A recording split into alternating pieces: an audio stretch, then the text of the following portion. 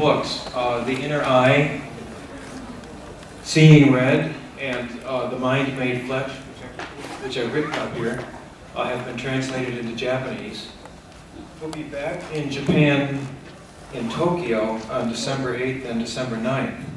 But we have the pleasure of listening to him right now, speaking under the title, The Necessity of Consciousness, Why Human Zombies would be an evolutionary dead end. Thank you. I can have the lights down a bit because I'm going to have a lot of pictures to show and I want to see them in full colour. I know that the television program Monty Python was quite popular in Japan. Remember the tagline, and now for something completely different. Well, I thought I'd open my talk by saying that, but it would be completely inappropriate because every talk has been something completely different in this wonderful conference, which Satoshi has brought us all to this treat of a conference. So I want to thank you on our behalf again, Satoshi. So, right, my talk certainly is taking off from a different point and will take a rather different route. There's not a lot of science in it. It's more kind of philosophical entertainment, if I can put it that way. That's my title, The Necessity of Consciousness. And of course, the first question I must address is the necessity of what? What am I talking about when I'm talking about consciousness? Well, basically what I want to say is I'm talking about what's going on here and now as you look at a screen like that. Let's have can you put the lights down so it's brighter? Is there somebody putting them?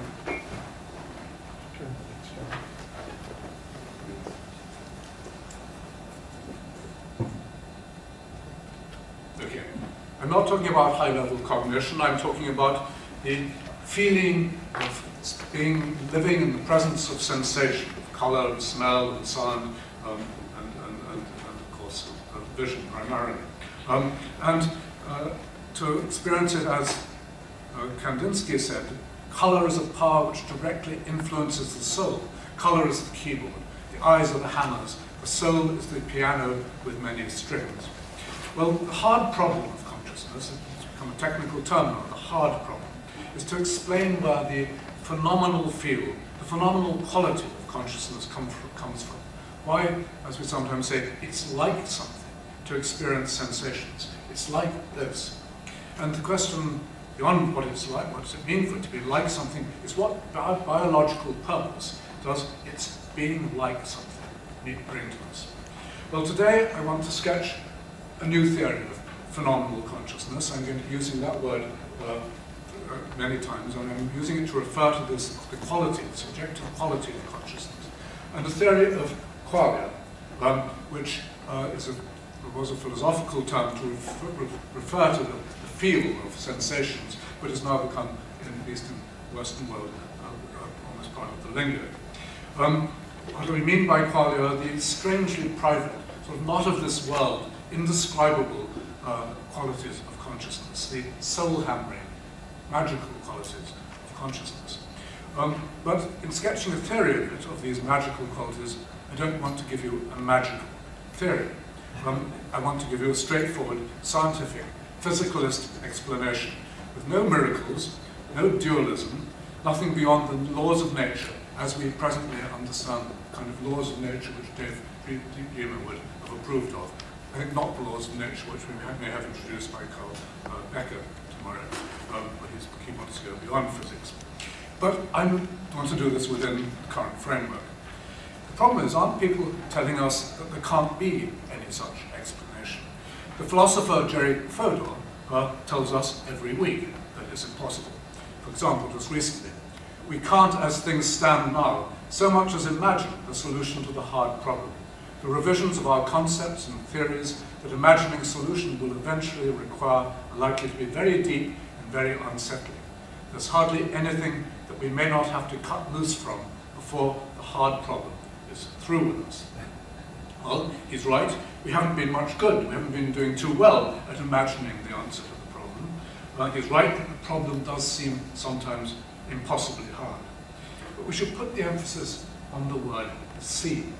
Because for something to seem to have mysterious, inexplicable qualities doesn't of course mean that it actually really has them. I'll explain what I mean by that with a well-known, familiar example. Suppose we were to come across an object that looked just like the triangle here, an object right out there in the world, it would for sure seem to be a physical impossibility. But that doesn't mean we should throw away our physics books and cut loose from everything we know. We'd soon realize, of course, that it must be an illusion. And sure enough, if we could only change our viewpoint, we'd discover that what we're actually looking at is the strange object shown here. An object carefully constructed to deceive us when we look from a fixed position. As Sherlock Holmes said, once you've eliminated the impossible, whatever remains, however improbable, must be the truth. Now, I think the truth about consciousness, if only we can see it from the right perspective, will indeed turn out to be a highly improbable bit of biological engineering. A clever trick played on us by nature, but one which really does have a relatively simple explanation. If it looks unreal or outlandish, then we have to look again. Continuing with Holmes' story, we know, said Dr. Watson, that he did not come through the door, the window, or the chimney. We also know that he could not have been concealed in the room, as there is no concealment possible. Whence then did he come? He came through the hole in the roof, I cried. And I think our job as consciousness researchers is to find the hole in the roof. Well, since I am an avowed physicalist, let me explain the zombies of my title. The zombies that I'm saying would be an evolutionary dead end. My zombies are not philosophical zombies for any philosophers in this room. People may know what philosophers mean. Here's a definition of a philosophical zombie. It comes from David Chalmers' website. A philosophical zombie is physically identical to a normal human being, but completely lacks conscious experience. Physically identical, but completely lacks conscious experience. Philosophical zombies look and behave like the conscious beings that we know and love, but all is dark inside. There is nothing it's like to be a philosophical zombie. And for David Chalmers, yet nothing follows from this. Can't tell the difference. But no, since I firmly believe that consciousness is a product of the physical brain, I think that the idea of non-conscious physical duplicates is actually incoherent. And instead, my zombies are a relation of philosophical zombies, which I'll call psychological zombies, but they're in a very important way different. A psychological zombie is physically identical to a normal human being, except in one crucial respect, namely that he or she, because of course zombies can have gender, he or she lacks just that part of the brain that yields conscious experience. Psychological zombies do not look and behave like the conscious beings that we know and love, precisely because all is dark inside. There is nothing it's like to be a philosophical zombie, and the result is, or would be, quite debilitating. At least that's what I'll be arguing. I'm going to try and persuade you of the following points. I'm writing them all up now in advance to be on the safe side. Firstly, sensations don't have to have the phenomenal quality they do. They could fulfill their basic functional role without it. The special qualia-rich way that humans experience sensations must then have been added by natural selection as a quite peculiar design feature, possibly relatively late in evolution. Qualia, these qualia I'm going to be talking about, they aren't what you think they are. Or rather, they are exactly what you think they are, no more or less. And sensations have been designed to elicit just such thoughts. Thirdly, should have been fourthly, I got the numbers wrong. This design has been selected just because having such thoughts promotes psychological changes in the phenomenally conscious subject that are highly adaptive. Not least of these adaptive changes is an increased joy in being alive and a new kind of enchantment with the world outside. And while phenomenal consciousness may be present in other species, humans have built on it in ways none others have. For humans, it underpins the idea of the private self, enabling humans alone in nature to occupy what I call the soul dimension. Okay, now I'm putting these up at the beginning. These steps are roughly going to divide my lecture. As you'll see, it's a rather big agenda, and I hope I'll get through it. Depends a bit on that dreadful bell which seems to keep on. All right, my starting point for all of this is a particular theory about sensations and how they originated. It's a theory I've been pushing for several years now, most recently in my recent book, Seeing Red, but also in some earlier books. And I like to think that some of you actually may already know it, but I realize that's not likely to be in most of you. So I'd better provide a quick rundown of what this theory is before I get on to the meat of this lecture. And forgive me if I have to ask you to take quite a bit of this on trust. So what I mean by sensation is what I think we all mean by sensation. It's the way we represent our interaction with the various kinds of stimuli that touch our bodies. Light at our eyes, sound at our ears, pressure on our skin. Sensation is not the same thing as perception. It's important to realize that. Perception is concerned with the world out there. It's the way we represent the external environment. And it may or it may not depend on sensation. I actually think it has nothing to do with sensation. But sensation is something much more personal. It's the way we represent what's happening to us and how we as subjects evaluate it. The pain is in my toe and it's terrible. The sweet taste is on my tongue and it's sickly.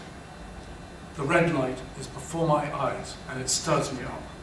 It's as if in having sensations, we're both registering the objective fact of the stimulation and expressing our personal bodily opinion about it. And I think indeed we're doing just that, expressing our bodily opinion. Take the case of red. Again, red light arrives at our eyes, and the next thing, behind the scenes, we make an effective response to it, which I've shown by this little triangle. It's as if we're engaging in a covert form of bodily expression. Now, it's covered, you're not seeing it, but this is what's going on inside. And this is an ongoing response. It's active. It's going on while we're having the sensation. And to express its active nature, I'm going to give it a name. I'm going to call it reading. Okay? More generally, my word for sensory responses is active responses to stimulation is sentition, not sensation, sentition. It's to do with action and volition. So now, we respond with these active responses. Where does the sensation, the feeling come in? Well, the sensation is sentition as monitored by introspection. Basically, what's happening is that we are reading what we ourselves are doing, and this is what corresponds to our feeling, our reading of the situation. So to have the sensation of red, for example, is to find yourself doing the reading. Okay, so where does it actually go on, this sentition, this bodily expression which has now been given away? I said it occurs behind the scenes, and clearly it does no longer exist as an overt bodily activity. But that's because in the course of evolution, the activity has been completely internalized, as I put it, privatized. And here's very quickly the gist of the evolutionary story, as I see it. Imagine a primitive animal swimming in the primeval ocean. Okay, things happen to this animal. Lights falling on it, pressure waves are bumping up against it, chemicals are sticking to it. Now, some of these things are going to be good for the animal, some of them are going to be good, bad for it, and it's going to need to respond to them with some kind of relevant response. Originally, these responses would have been real bodily responses, wriggles of rejection or acceptance. The animal responded to this stimulus, let's say, with a smile, or this one with a scowl, or that one with a surprise. And moreover, by monitoring its own response in this case, by watching what itself was doing, it could tell what was happening at its body surface and how it felt about it. It's a clever trick. You respond, and then you monitor your own response by some sort of efference copy, and you know then what the stimulus is about and how you feel. But that's how it began. But over time, in course of evolution, these responses, as such, were no longer wanted, at least not as actual bodily behaviors. Still, the organism would still have wanted to know about the stimulus and what it meant. So it was essential, therefore, that even after it stopped performing these responses, these primitive responses, that they should continue at some level so that they could still be monitored. And the solution was that in the course of evolution, these responses became privatized, internalized. So they're no longer occurring actually on the body surface, so they're still occurring somewhere within the animal's central nervous system and within its brain, if you can see that. And of course, they're still being monitored, so the animal can still tell what it thinks about it, what is being represented at the surface. The upshot is that now, today, when, for example, I'm looking at I see red, I'm still responding to the stimulation with something like the ancient action pattern handed down from my ancestors. The action still retains vestiges of its original evaluative function, its intentionality, and its hedonic tone. But now it's become a virtual action pattern, an as-if expression made with an as-if body hidden within my head. It's internalized, it's privatized, but which I still monitor, and which gives me the experience of sensation. What's the function of still doing this, making and monitoring these ancient responses? Well, it remains to keep us in touch with what's happening at the body surface, how it affects us. It gives it to give us presence in the world, a sense of I-ness, nowness, here-ness, me-ness. Richard Gregory has used a nice phrase. It's there to flag the present. Okay, so now to get on to the story of my talk. What I'm saying is that given this history so far, sensations do not have to have the phenomenal quality. Well, do they? Why should they? There's nothing in the story I've told so far about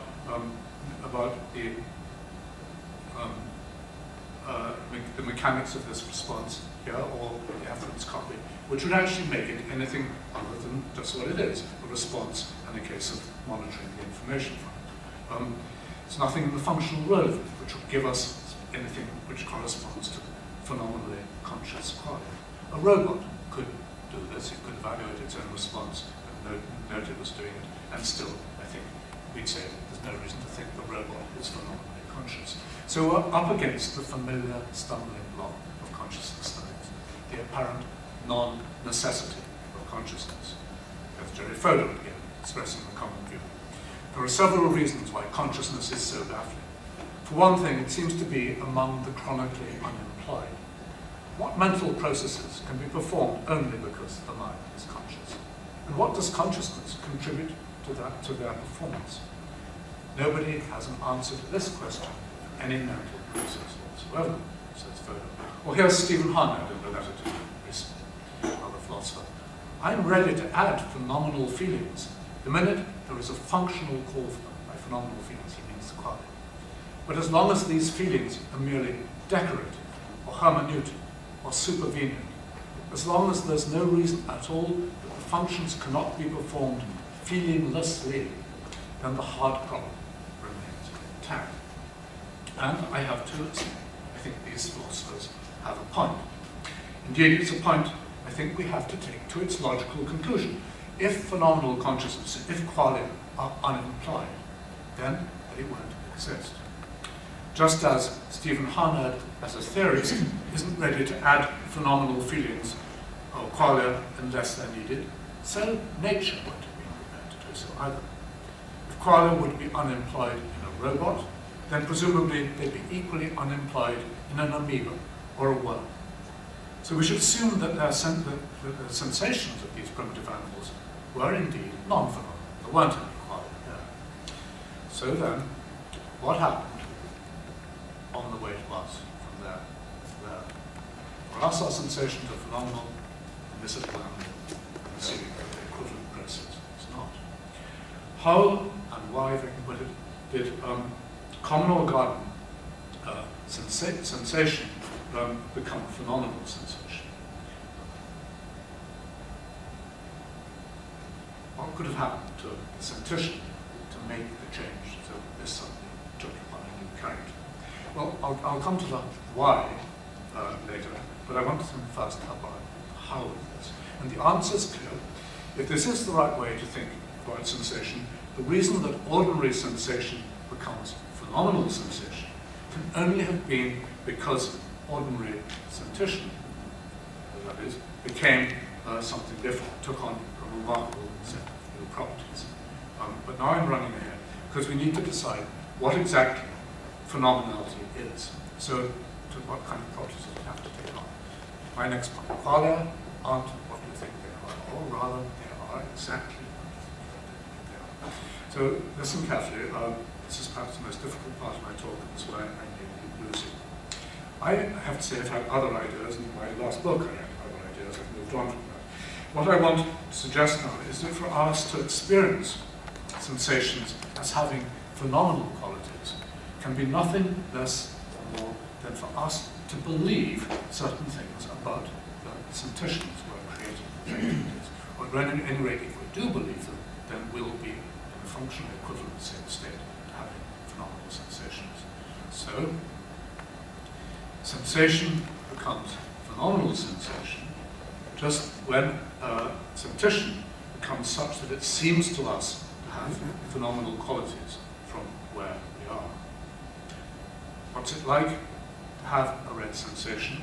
Well, let's take the grammar seriously, which philosophers actually don't take even their own phrases seriously. What's it like to have a red sensation? What's it as if? Well, it's as if the redding, this visual red, vibrant thing I'm doing here, is also private and ineffable, and thick and immaterial and inexplicable and wondrous, wonderful and mysterious and soul-happy. That's to say, it's like as if the redding is something about which all those mysterious, phenomenal predicates would be true. But hold on, the thing we're doing is actually quite real. This is actually something going on inside my head.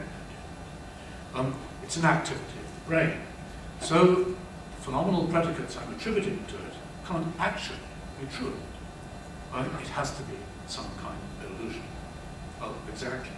I want to introduce a new word and a new idea.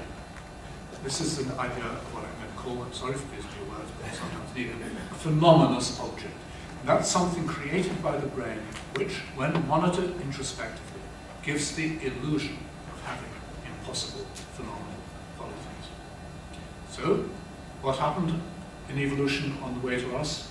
What happened is that sentition evolved to be just such a phenomenous object. Became, as I'd say, phenomenous sentition. Sensation then became phenomenal sensation. This became this. Okay? Well, how's the brain do it? What's the neural current of the sensation which suddenly takes on these impossible, as it seems, qualities? Well, of course, I can't say yet. If I had more time, I'd tell you some of my ideas. But I want to say that with the right neural program, it needn't be too difficult to create something within the brain which, when monitored introspectively, seems to give the illusion of having weird and wonderful properties. Doing that is no great shakes. Certainly, it's much easier than creating something that actually has impossible qualities, especially provided you can restrict the point of view. And in Japan, I want to show you an origami demonstration. You've probably seen this before. It's a very popular optical illusion called the Penrose triangle or tri-bar. But did you know you can make your own three-dimensional one? Let's get to work.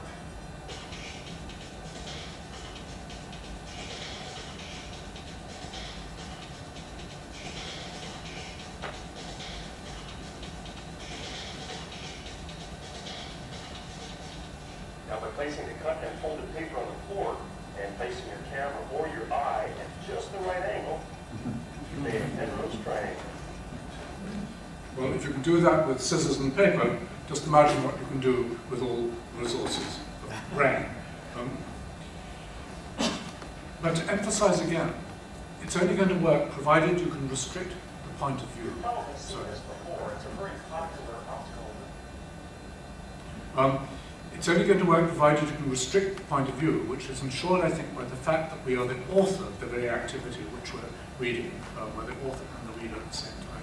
This has a major consequence for a science of consciousness, for those scientists such as Christoph Koch and others who are looking for what they call the neural correlate, the MCC. Because the neural correlate, as seen from the outside, isn't going to look right. It's going to look something like that. It's only from this position, this privileged position, that it's going to take on these strange qualities. From the outside, the physiologists and neuroscientists looking for the neural correlate are just going to find something which just looks quaint. They're not going to see what the point of it was. And I think this is a major stumbling block for physiologists who want to get in on this by third-person observation. But to move on, I think we can say we've got a suspect for the whole of the roof. But what put it there? Why is it there? So that brings me to the big question. Why has consciousness taken on this phenomenal quality? If this development has occurred as a result of natural selection, there must have been some adaptive advantage to it. So I can say this design has been selected just because of something. The question is, well, just because of what? What effects does being phenomenally conscious have that natural selection could possibly get a purchase on? And the problem is that many theorists, even most theorists, would say that so far as they can see, the answer is no effects at all. I'll let Jerry Fodor again be the spokesman for these naysayers. He writes, what mental processes can be performed only because the mind is conscious, and what does consciousness contribute to their performance? As far as anybody knows, anything that our conscious minds can do, they could do just as well if they weren't conscious. Why then did God bother to make consciousness? Okay, but I want to say, hold on, for surely Fodor has begged the question here, as everybody does. He's assumed, as everyone does, that phenomenal consciousness must be providing us with some kind of new skill. It must be helping us to do something that we can only do by virtue of being phenomenally conscious. Like, say, a bird can only fly because it's got wings, or that you can understand this sentence only because you know English.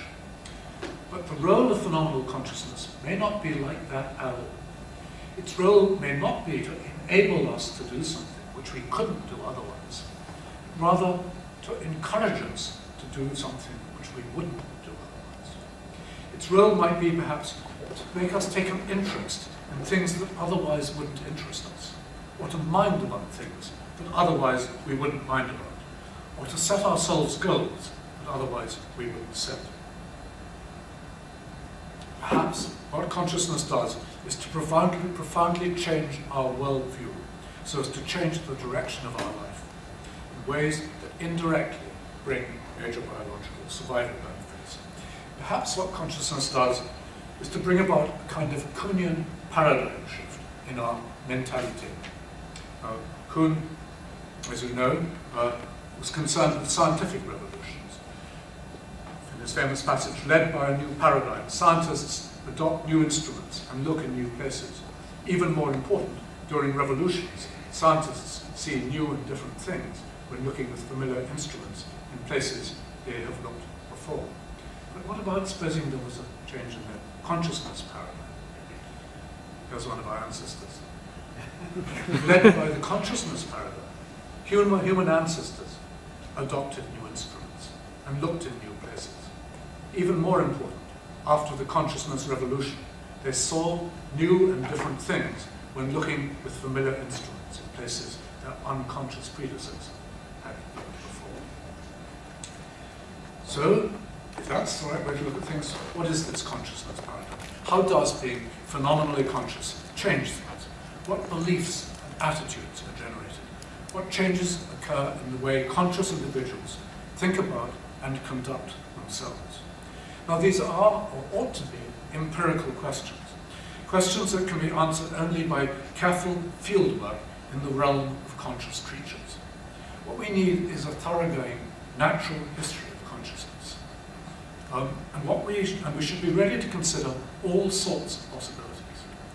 Not just those that we'd find discussed in the science or the philosophy sections of the library, but perhaps those that belong in the self-help section, or even the New Age. Even those may perhaps seem a little bit flaky. What we have to do is what Dan Dennett calls heterophenomenology. And here's Dan Dennett discussing what a Martian scientist would have to do if he came to Earth and observed conscious creatures, what he would want to find out.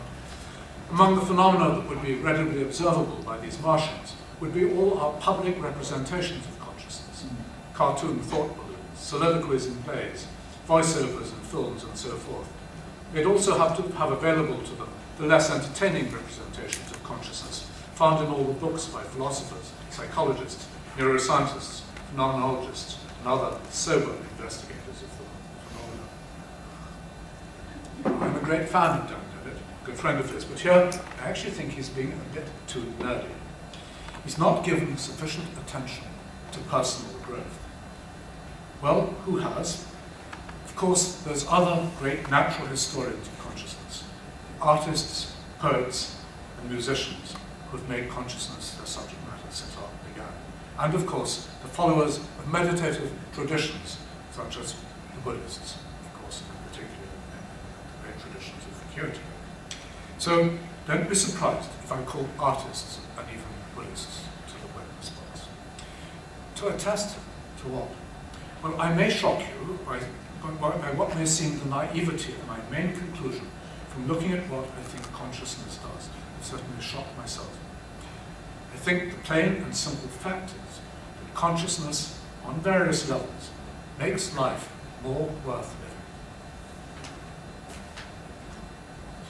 We like being phenomenally conscious. We like the world in which we're phenomenally conscious. We like ourselves for being phenomenally conscious. But actually, like is too weak a word here. We revel in being phenomenally conscious. We love the world in which we're phenomenally conscious. And we esteem ourselves beyond measure for being phenomenally conscious. They say we humans do that. But how far it's true of animals, we can't be sure. But let me start at a level that surely animals do share. We revel in being phenomenally conscious per se. Phenomenal sensation, qualia, are so extraordinary, such a surprise, such a cause for celebration, that we can't but wait, we can't but want to have them have consciousness for itself, and to want to spread the word around. Here's the poet, John Keats, in a letter to a friend, sharing his mouth with us. Talking of pleasure, this moment I'm writing with one hand, and with the other holding to my mouth a nectarine. Oh, good God, how fine. It went down soft, pulpy, slushy, oozy, all its delicious plumpness, melted down my throat like a large, beatified strawberry. Or here, on a more heroic scale, is Albert Camus, inviting you to enter the skin of his young body as he luxuriates amongst the among the flower-covered ruins of Tipasa on the Algerian coast. How many hours have I spent crushing absinthe leaves, caressing ruins, trying to match my breathing with the sounds of the world's tumultuous sighs. Deep among wild scents and concerts of somnolent insects, I open my eyes and heart to the unbearable grandeur of this heat-soaked sky. As Lord Byron said in a letter to his wife, the great object of life is sensation, to feel that we exist, even though in pain. Or as Thomas Nagel, the philosopher, put it more soberly, there are elements which, if added to one's experience, make life better. There are other elements which, if added to one's experience, make life worse. But what remains when these are set aside is not merely neutral, it's emphatically positive. The additional positive weight is supplied by experience itself, rather than by any of its contents. And the result, plain and simple, is joie de vivre. Joie de vivre, living in the present. And we see it, of course, in animals too.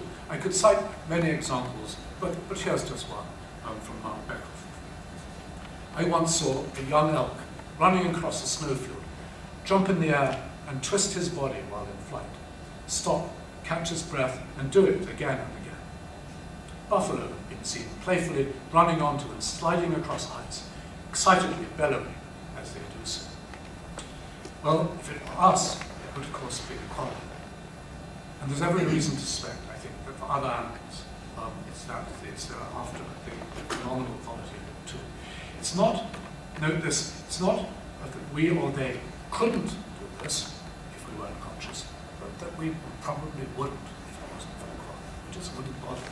We're getting this added incentive to go out and enjoy the world. Well, is simple joie de vivre biologically adaptive? It's a bit odd to me to say that. Admittedly, it would seem to be a bootstrap operation, liking the sound of your own voice. But why not, if it works? We accept that nature made sex pleasurable to encourage sex. Then why not make living magically delightful to encourage life? And at any rate, humans, to increase the fear of death. As Philip Roth in an interview recently. I'm afraid of dying. I'm 72. What am I afraid of? Oblivion. Of not being alive. Quite simply, of not feeling life. Not smelling it. And that, thought of ourselves, is certainly one incentive to stay alive. Now let's note that this kind of pleasure and sensation may be thoroughly introverted, body-centered. In Camus' case, he says everything seems futile except the sun, our kisses, and the wild sense of the earth. It's the sensations in themselves that matter. And in this state, we don't give much thought to the world that gives rise to them. In fact, when basking in the present moment, sometimes we want deliberately to pull away from the world, to enjoy sensations untroubled by reality. We abstract things. We form abstract art sometimes, leaving out the objects altogether. Matisse, for example, has taken a table laden with dessert and abstracted here the pure forms. The artist Bridget Riley has gone even further and left the objects out altogether. Here's one of Riley's paintings from an exhibition titled According to Sensation. And she says in an interview, feel the light. No, don't think about it. Don't think about what's out there. Just feel this moment at your eye. But of course, at other times, in other moods, our delight in being conscious turns to being pointedly delight in living in this very particular world of things.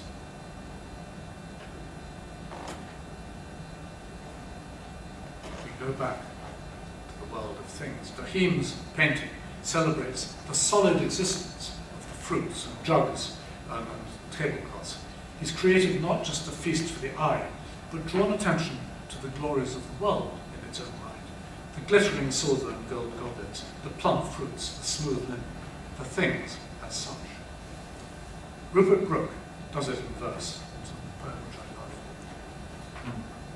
These I have loved, he writes, white plates and cups, clean gleaming, ringed with blue lines, and feathery fairy dust, wet roofs beneath the lamplight, the strong crust of friendly bread and many tasting food, rainbows and the blue bitter smoke of wood, and radiant raindrops, couching cool flowers, and flowers themselves that sway through sunny hours, dreaming of moths that drink them under the moon. The poet goes on and on. He fondles each commonplace sensory delicacy like a bead on a rosary. Then the cool kindliness of sheets that soon smooth away trouble, the rough male kiss of blankets, grainy wood, live hair that is shining and free, blue massing clouds, the keen unimpassioned beauty of a great machine, the benison of hot water, furs to touch, the good smell of old clothes, and other such. Each item produces, I think, in all of us, a thrill of recognition. What's going on here? Why do such ordinary things seem so precious to us? Here's another example locally of celebrating the same fact, the glory of things in themselves. Well, surely it's because some of the magic of our phenomenal sensation is rubbing off on the things out there in the world. So it seems to us as if the things out there themselves possess phenomenal qualities in their own right. But how can that be if qualia are, as they are, our creation? Not things like that. Well, I think it's a natural and wonderful category mistake with a simple explanation. Sensation is indeed a personal response to the stimulus. And sensation is indeed our own representation of what's happening to us. In the case of red light, for example, it's the sensation at my eye which has its phenomenal quality. There's a red screen out there. Actually, it hasn't got phenomenal quality. It's just a wavelength, like wavelength 760 nanometers being reflected to us.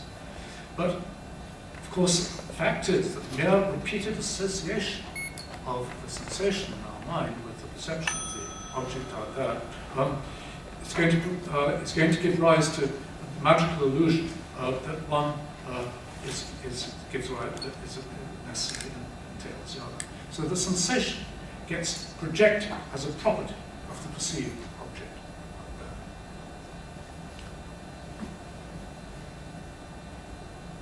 And so the thing out there takes on quality derived from our own phenomenal consciousness. This is so important that I'm going to show it to you again. Okay, there's the screen. That's worded. But this is what's happening. It's made clear by a remarkable demonstration due to the neuropsychologist Ramachandran. If you tell you about an experiment of his, about projecting sensations out there into the world. What he does is in his experiment, he has a subject there sitting in front of a table and an experimenter here. The subject's hand is hidden from view. What this experimenter does is touches his hand, strokes it in a rhythmic pattern, and at the same time observed by the subject, he strokes a spot on the table in synchrony, completely in synchrony. The subject experiences after watching this for a short while is he begins to feel the sensation of touch occurring in the table at this point, the tabletop. And to show that this is what's really happening, if you then put a bit of sticking plaster on the tabletop there, and another piece on the subject's hand, and you grip the sticking plaster off the table, the subject winces and shows a galvanic skin response. He's felt the pain in the tabletop. Of course, we're surprised at this because the projection of pain sensation, let me just show what things go on there. The projection of pain sensation to the tabletop seems so bizarre. But actually, we should be just as surprised when we find ourselves projecting red qualia to a screen, or sweet qualia to a peach. Strictly speaking, the attribution of phenomenal qualities to things really is a category mistake. But it doesn't matter. Philosophical quibbles aren't going to stop us when the result is so enchanting, literally. Things get enchanted, and it's happening courtesy of sensation. The connection becomes particularly obvious when sensation is intensified, as can happen, for example, under the influence of mind-altering drugs. Here is Aldous Huxley describing his experience of mescaline. Read what he says: "The books with which my study walls were lined glowed with brighter colors and profounder significance. Red books like rubies, emerald books, books bound in white jade, books of agate, aquamarine, marine, or yellow topaz. And what's changing in Huxley is his own internal sensation, which he's projecting on and using to transform the world." Now, this is an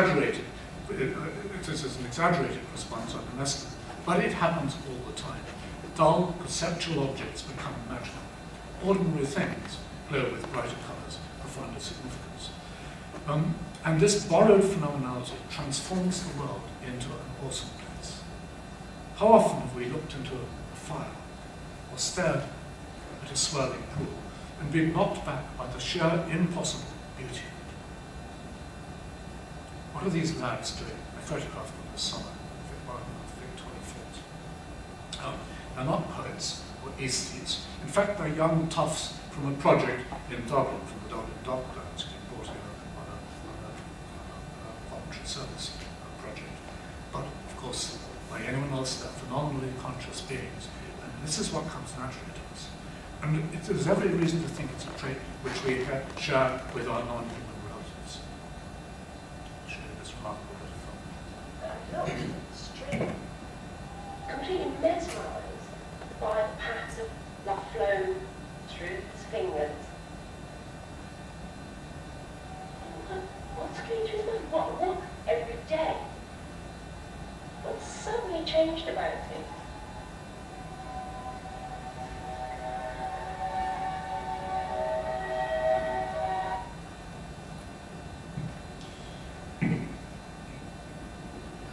fact, there are now many other examples of chimpanzees from Gombe following this one and enjoying the war stuff by apparently water. There's another picture from another book, The Last Human. The caption read it: play of light and shadow between tree and sun and sky fills this Neanderthal man with a sense of awe. Well, why not? It's imagination, but I think it's absolutely right. Here's what Elizabeth Brown wrote about his own garden. Earth's crammed with heaven, and every common bush afire with God. But she adds rather astonishingly, only he who sees takes off his shoes. I think the truth is that we all take off our shoes to the world as we see it afar with God. How does this attitude of awe affect survival? I confess I'm uncertain around here. It certainly puts us in a frame of mind to count our blessings. It's not just good to be alive, but to be alive in this astonishing world. To quote Rupert Brooke again, in a flicker of sunlight on a blank wall, or a reach of muddy pavement, or smoke from an engine at night, there's a sudden significance and importance and inspiration that makes the breath stop. It's a feeling that has amazing results. I suppose my occupation is being in love with the universe. Well, if you want an adaptive function, perhaps being in love with the universe will do. But no, more specifically, what's this translate into? Well, being in love is a powerful emotion. It motivates us to engage with things, to investigate, to make them, to find them, and find out more about them. And not just us, we see it in animals too, making things which they then, in some sense, fall in love with their creation. Father doing it in her nest, his nest, or the nightingale.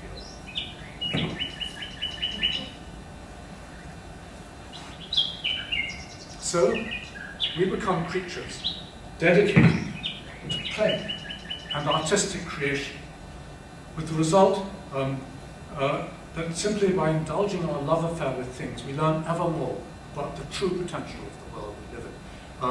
Here, in the same book, an Australopithecine infant greets the new morning 2.5 million years ago. Well, why not? It's the same trait that A.A. Milnes celebrates in this lovely poem, Spring Morning. Boy going out with this kite. Where am I going? I don't quite know. Down to the stream where the kingcups grow, up to the hill where the pine trees blow. Anywhere, I don't know. Where am I going? The high rooks call. It's awful fun to be born at all. May not be true of rooks, but for humans, who in some senses never grow up, this informs our boldest feats of exploration. I'm going to jump to quite new level immediately. There's Richard Dawkins. After sleeping through 100 million centuries, we finally opened our eyes on a sumptuous planet, sparkling with colour, bountiful with life. Isn't it a noble and enlightened way of spending our time in the sun, to work at understanding the universe and how we have come to wake up in it? This is how I answer when I'm asked why I bother to get up in the mornings. Or first on other than Dawkins, there's Poincaré making the same point. The scientist does not study nature because it's useful. He studies it because he delights in it. And he delights in it because it's beautiful. If nature were not beautiful, it would not be worth knowing. If nature were not worth knowing, life would not be worth living. Certainly, I think the lives we lead would be much less productive and adaptive. Now, this increased joy in living in an enchanted world, could alone be enough, I think, to explain the adaptive advantage of redesigning sensation to make it phenomenal, at least for the first steps that happened long ago in the pre-human stage. But for humans, and maybe for some other animals, there's also something else, payoff on a much grander level still. Well, phenomenal consciousness may be present in other species. Humans are built on it in a way none others have. Now, I've dwelt on how we project sensations out into the world. We tolerate and indeed enjoy the logicalness and the consistency. But we humans are too thoughtful not to take it further. We can't but be aware of our own part in doing it, our own peculiar creative role. we watch a sunrise, and we see it crowned with heaven. It's so amazing that, like the poet Blake, we may be moved to insist on its supernatural origin. When the sun rises, do you not see a round disk of fire, somewhat like a pen? Oh, no, no, I see an innumerable company of the heavenly lights, crying, Holy, holy, holy is the Lord God Almighty. But another English mystic, Thomas Traherne, went straight to the paradoxical truth of it.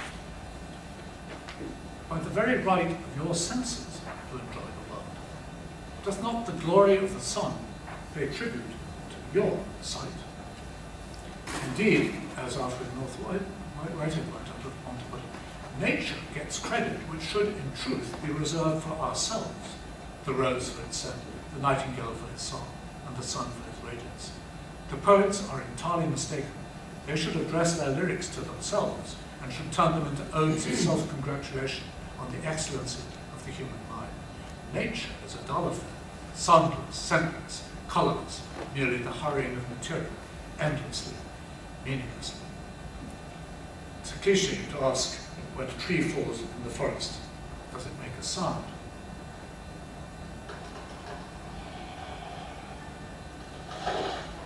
But one thing's for sure, if there's no phenomenally conscious creature present, it doesn't make that sound.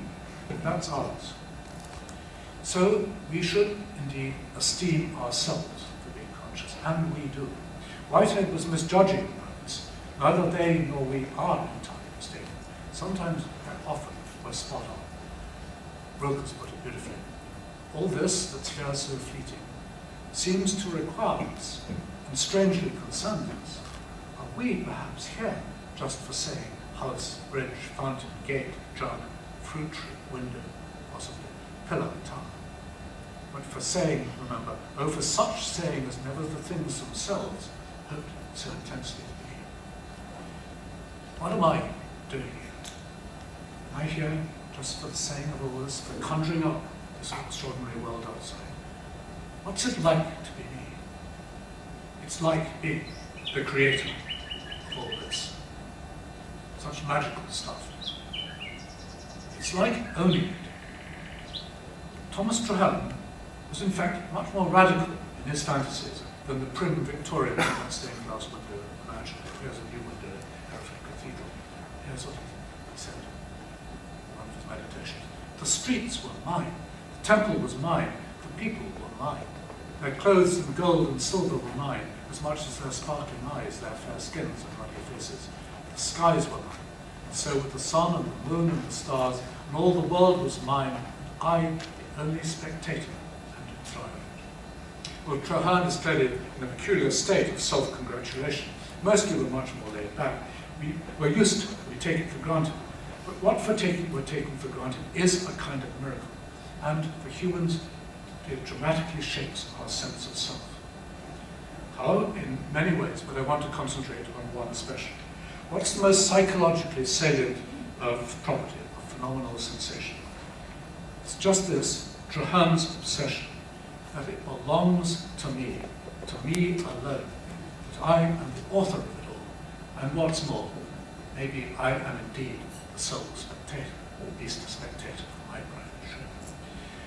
And the idea that what we're doing is entirely logically private may indeed be an illusion, a consequence of the way things have got set up in our minds and our brains, with our having just that one privileged viewpoint. But psychologically, this privacy is hugely impressive, the fact that only we see it this way. And it creates irresistibly the idea of ourself as a separate bubble of consciousness, a separate soul. William James wrote, absolute insulation, irreducible pluralism is the law. It seems as if the elementary psychic fact were not thought, or this thought, or that thought, but my thought, every thought being owned. Neither contemporaneity, nor proximity in space, nor similarity of quality and content are able to fuse thoughts together, which are sundered by this barrier of belonging to different personal minds. The breaches between such thoughts are the most absolute breaches in nature. And how does this affect us psychologically? I think the most remarkable thing it does is this. It encourages us to believe, as we never otherwise would do, in our own metaphysical importance, that each of us is indeed a focal singularity within the universe. Well, here it's said that there is no such thing as the self. Speaker Mandala was trying to say something like that. That individualism is a recent invention. That no man is an island entire of himself. I'd say to the contrary, that at the deepest level of our personal experience, every man is an island entire of himself.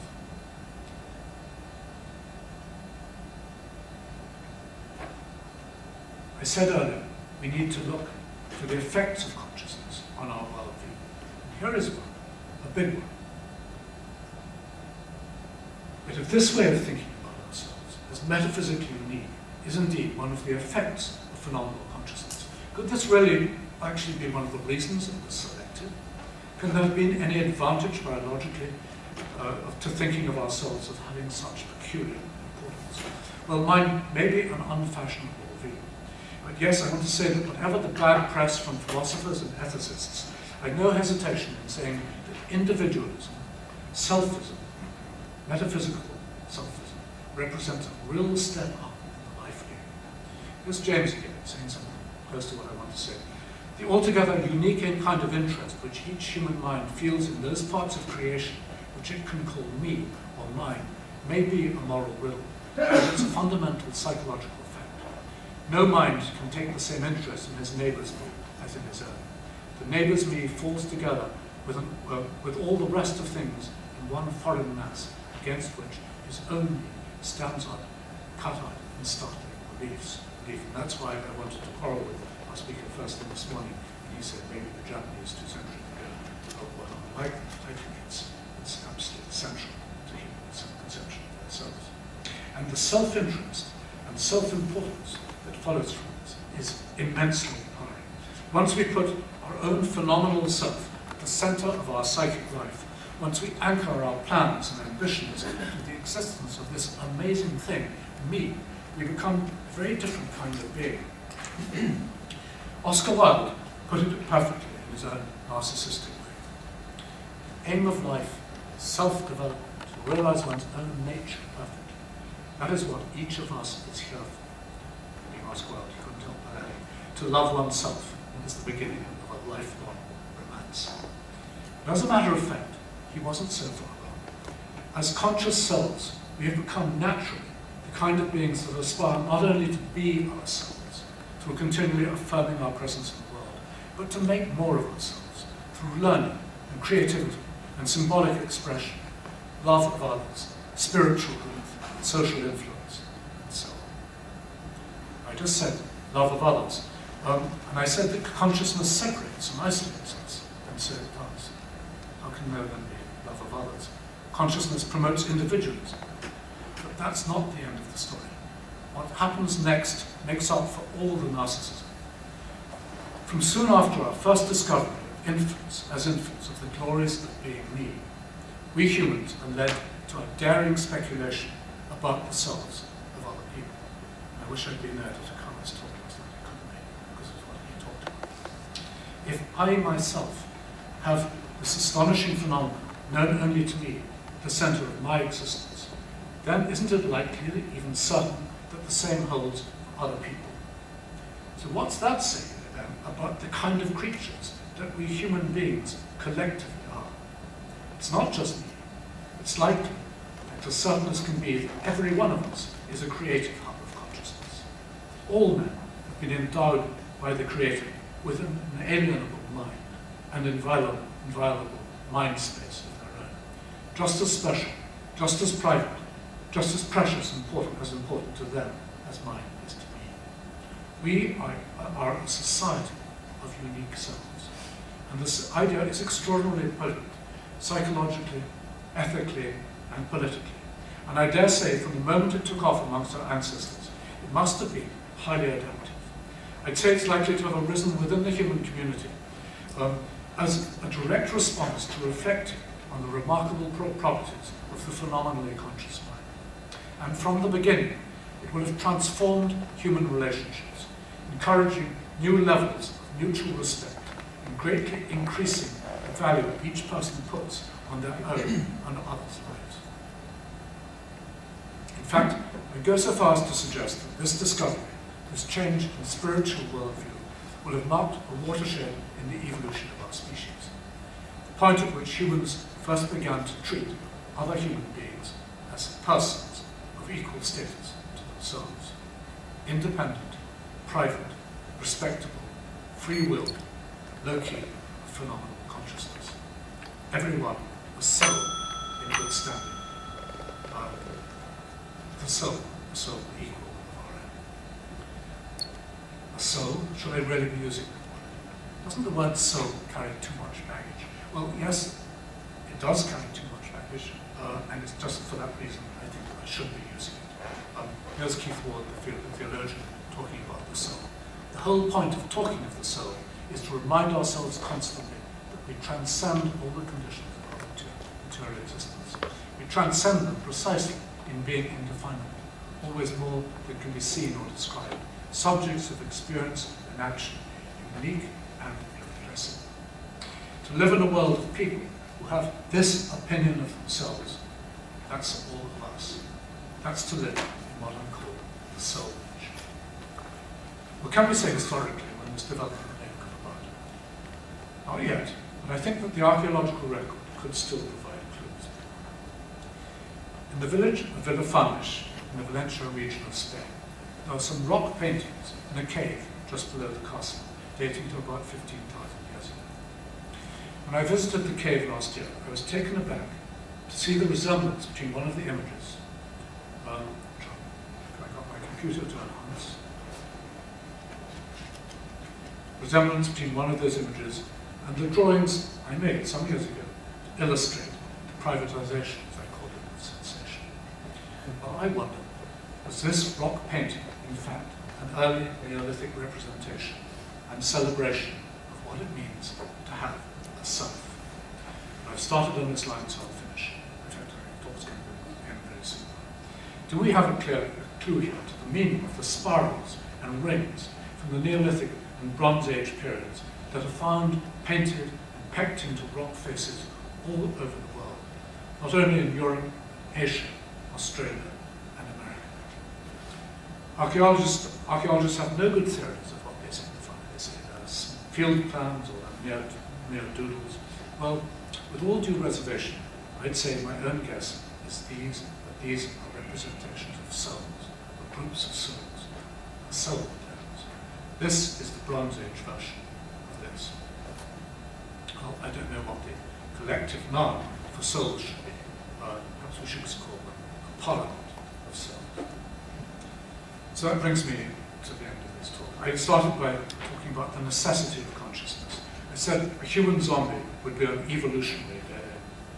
That wasn't quite the right way of putting it, because the phrase a human zombie is surely a contradiction in terms. A creature lacking phenomenal consciousness, lacking a self, would never have made it to the human condition. I'm sure you're all familiar with the anthropic principle. This has been used by astronomers. There's the cosmological anthropic principle. The universe necessarily has the physical constants and laws that human scientists observe it to have, because otherwise there could be no life and no observers. Here's my psychological anthropic principle. The mind necessarily has the phenomenal features that humans believe it to have, because without these beliefs, our ancestors could not become human. We wouldn't have wanted to get up. We wouldn't be doing consciousness studies. We'd never have cared enough about each other, about the future of life, to come together to discuss the issues we discussed at the meeting. We wouldn't, in fact, perhaps be considering whether or not we have to give consciousness to our own descendants, our own robotic descendants, not so long down the road.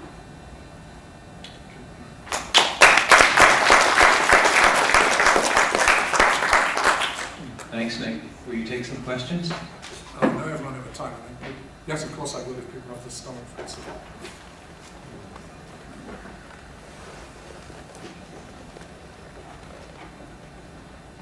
Thank you for a very positive talk. I say positive because I was intrigued by your experiment with the finger tapping, which gave the illusion of pain. And you seem to be saying that consciousness gives us an enhanced sense of self, which leads to awe, which leads to enchantment and to love. On the other hand, it could lead to pain, fear, and despair.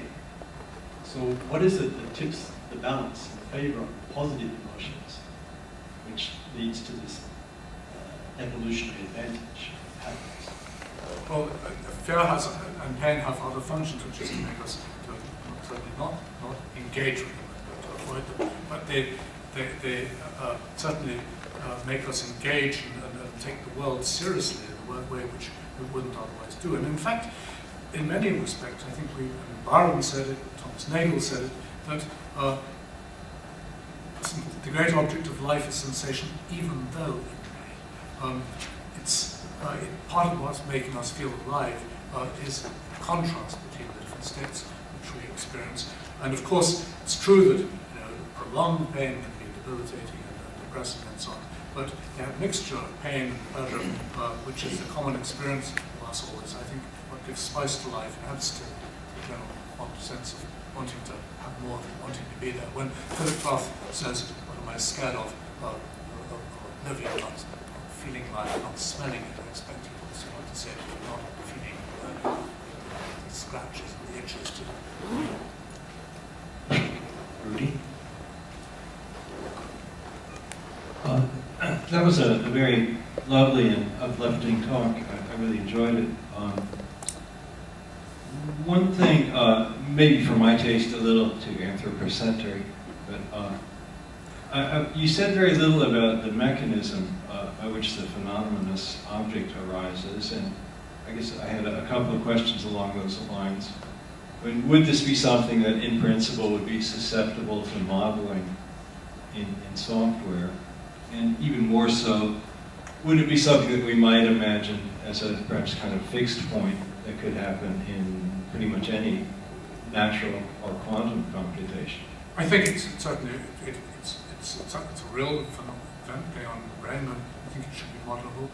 My own take on this, what I'm developing at the moment, is that since I think it occurs through feedback loops, once these phenomena have been internalized, I've been looking at the potential of delay differential equations, which are when we get feedback, process feeding back on themselves, so they take their own output as input.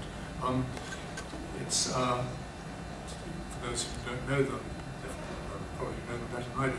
Delay differential equations are such that the derivative of the unknown function at a certain time is given in terms of the values of the function at previous times. Now, when a system that's evolving according to a delay differential equation settles into an attractor state, and they often do, this state will typically occupy a higher dimensional, even infinite dimensional landscape. There's an illustration of the kind of thing you get as a relatively low dimensional landscape. Well, if you can get infinite dimensions, I think you've got everything you need possibly for creating what I could call the phenomenous object. I think it's this sort of trick which we're playing inside our heads, which can allow us basically to get, to move beyond what it would be realizable in the physical world, to having something which is actually indescribable in terms of our usual concepts of physics and chemistry, because we don't have the language, we don't have the concepts to refer to these infinite dimensional attractors. But nonetheless, they are real mathematical objects created within our brain, which in some sense we might be able to observe. So it's a hunch, but I think there are ways of going with this, which would show how you can normal processes within the brain can lead to objects of observation which would appear to have these strange illusory qualities. You can make things equivalent of the impossible triangle, but even better. Rudy, did you have another point? No, that's fine. We saw pictures of androids earlier in this meeting. Pictures of Androids. androids. Now, if androids were built or made, and if they succeeded in fooling so-called normal people into thinking they too were normal people. Would that solve the problem of consciousness? I think if they fooled us in every respect, yes, they would have certainly had to have, my guess is, they would have to have built into them the very kinds of phenomenal consciousness or illusion of consciousness which I've described. I'm interested in androids. There's another part of the story which I haven't quite told yet. I'm sorry, I think I didn't put my question correctly. I didn't mean built into them, whatever it is that you mean by consciousness. I meant built as they're being built now and improved more and more so that they succeed in fooling us. But they won't fool us unless they've got something like this built into them, because they won't have the... Is that a circular statement? No, it's been... well, I mean, they would have to have something functionally equivalent to what's built into them, and that's good enough for me. If they're going to make the kind of statements, they're going to be interested in the issues we are, they're going to have the belief in an afterlife, etc., etc. There might be other ways of doing it, but I suspect that the shortest route is the one nature has already discovered. I was going to say that the question of androids is obviously an interesting one. If I was going to give a longer version of this talk, I would have gone on to say that actually living in what I call the soul niche is actually rather dangerous territory. Here's a picture of this little chap, but here, as you might see, is the predator about to eat him. Once you begin to value yourself in the ways in which we do, because of our own self-importance, which arises from consciousness, once we take ourselves as individuals as seriously as we do, we have a huge hostage to fortune, which is that we're going to die. Death wouldn't matter if we didn't matter as individuals. And so, in the course of becoming conscious, we've actually come up against a problem which has existential crisis potential, which could have been of major importance for our own development, even our evolutionary development. My guess is that Houdini-like, we escaped it because consciousness itself had the seeds of the answer, which was to believe in this soul as not only being significant and wonderful, but as being immortal. And so we learned to deny death because the qualities of the self seem to be to transcend death. When we send our androids out on our behalf to colonize outer space or whatever it may be, they're going to get awfully lonely. They're going to start asking questions about why they're there and so on, what's going to happen when they burn up. It may well be that it would be a good move on behalf of our roboticists to build something like belief in an afterlife into robots as well. So it's another last question. It was an excellent lecture. Thank you so much. The experiment on the pain reminded me of two recent papers in Nature, which are referring to out-of-body experiences, where in fact, if you distort the visual field of the person and then apply sensations, they feel them in different spots. And that could happen with self-referential feedback loops. Could this be, could an out-of-body experience be a third person's vision of the Penrose Triangle? Tilt your off. Or have you distorted that inside the person's head? Something like that. I think it's different. I mean, an out-of-the-body experience requires. I mean, you're talking about the times where you see yourself from one side. You feel. Yes. Yeah, you I mean, feel the doppelganger experience, effectively, yes. where you see yourself left behind. To be able to. It requires the ability to. I mean, it's an extraordinary bit of computation for a start. To compute your own body and its actions and see them as if from outside. What happens to sensation in those situations is not very clear. People don't usually say they feel the sensations in their own bodies. It's almost always just at a visual level. But I'm fascinated by the doppelganger phenomenon, partly because it is such a clever bit of computation. We wonder why we got it. I'm an adaptationist. I think if we're capable of doing it, probably play some part in our lives.